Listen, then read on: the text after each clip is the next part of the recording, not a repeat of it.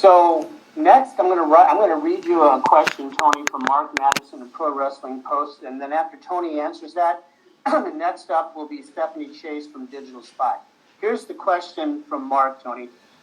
With Eddie Kingston's recent Players Tribune article in which he poured his heart out, could you see back when he initially joined AEW what his contribution to AEW and to the locker room would be eventually, a year from now? And did you foresee the kind of person that you would have, in Eddie Kingston at AEW? Yes, pretty quickly. I connected with Eddie Kingston immediately. I'm a very, very close friend of mine, and I didn't know him until he came in. But I connected with him very quickly and tried to find a spot for him right away, too. If you remember, he debuted against Cody, and it was a great match, and it was when Cody was the TNT champion, and we did the Open Challenge. And Cody came to me with a list of people when he wanted to do the Open Challenge, and there were a bunch of really good names on it. And the names I think a lot of the people on the list I did end up wanting to use, and then I had some names of my own, but two names he had that he really wanted to work with that have been great were Ricky Starks and Eddie Kingston. And I felt really strongly about them both after they had the match with him, too, and he did a great job in the matches with them, and they both did a great job in the matches with him. And in both cases, I had something for them. Now, in Ricky's case, it was right when he was in the ring. I knew I wanted to use both of these guys on Dynamite, and in the pandemic era, when stars like this came, across your desk, you really wanted to hold on to them. So, Ricky, I immediately knew I was going to do the Team Taz thing with, and I actually called Mox at his house and told him I had found the guy for us to do this with, and he hadn't really seen Rico, and I told him to trust me, and he did. And then he came over, brought Rico over, and he was like, "You were totally right. Now let me go back to Eddie, and I'll talk about Eddie for a really long time." So Eddie, I didn't have that for.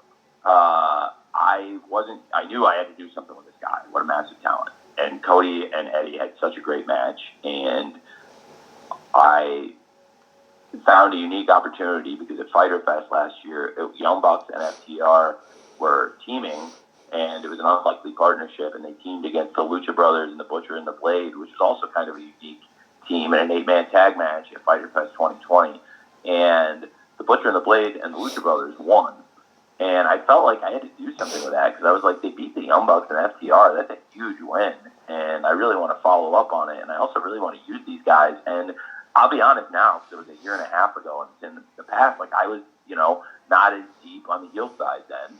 And I really wanted to make a go with these guys. And I decided to bring Eddie back as their wrestler and as a manager. And Eddie's a huge fan of Hot Stuff Eddie Gilbert, and I'm a huge fan of Gilbert, a huge fan. And he's an inspiration to Eddie. And I told Eddie, this is your chance to kind of be the Hot Stuff Eddie Gilbert of this stable. You're a wrestler and you're a manager, and you'll be the manager for these guys who do a lot of the talking. And that's where the connection with Eddie and, of course, the Lucha Brothers and the Butcher and the Blade began.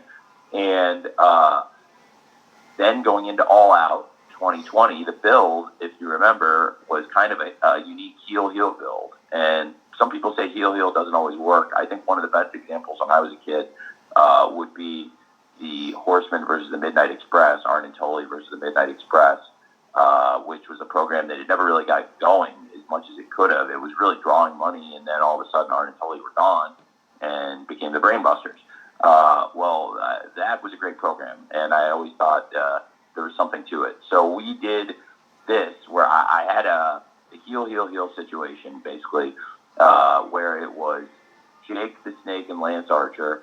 It was Team Taz, the aforementioned Starks and Brian Cage and with Taz, and then this Eddie Kingston group. And then it would always look like it was about to tee off between the three sides of heels. And then Darby would show up, and Darby had to speak with Team Taz, and he would go crazy, and it would all set off, and it was leading to the Casino Battle Royale. Well, I felt really strong, and Eddie had just gotten to the company, and I had the last two guys out there be Lance Archer and Eddie Kingston, and it was this disputed finish in the end, which wasn't even exactly the way Eddie went through the ropes, wasn't even exactly how we originally laid it out, but it actually worked out even better. And I had earmarked Eddie to wrestle Jon Moxley, and that's why I wanted him to be out there and be him and Lance to be the last two guys, because they were the two guys I saw as great opponents for John.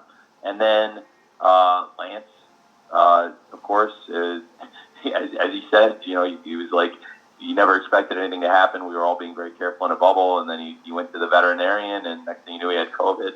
And, it worked out well because Lance and John Moxley eventually got to do their matches, and that built a great rivalry, including the Texas Death Match. But in the moment, it was Eddie's time, and Eddie had this great match with John Moxley, and it really built something great. And then they had a real rivalry, and we were able to do,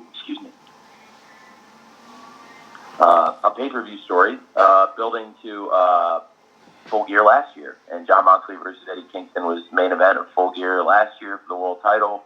And Eddie Kingston's been a huge part of the company. Now, so that's the yes to your question. And now to the no, Eddie's, I knew the hardcore fans loved Eddie, and I also had seen that he'd crossed over to a mainstream audience, and this was a person you could push on national television as a main event wrestler.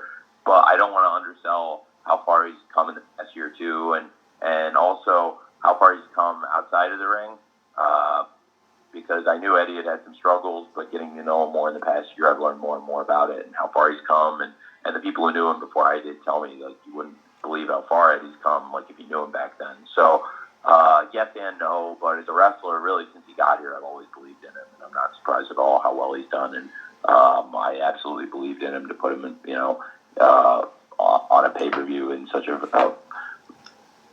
critical position in one of the biggest matches of the year, Eddie Kingston versus CM Punk.